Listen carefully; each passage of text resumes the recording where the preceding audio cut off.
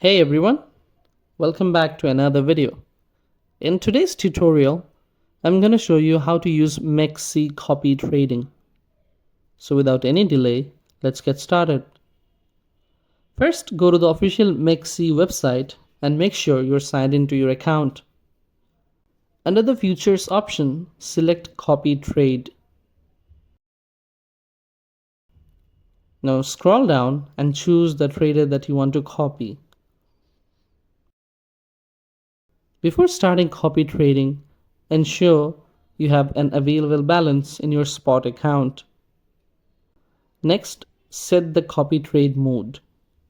You can choose between fixed amount or multiplier.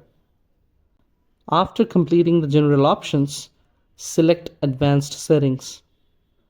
Here you can adjust leverage and slippage. Once all these settings are complete, click Next Step and submit your setup. That's it, guys. Now you have successfully set up copy trading on Mexc. Thanks for joining us today. If you found this video helpful, don't forget to like and subscribe to our channel.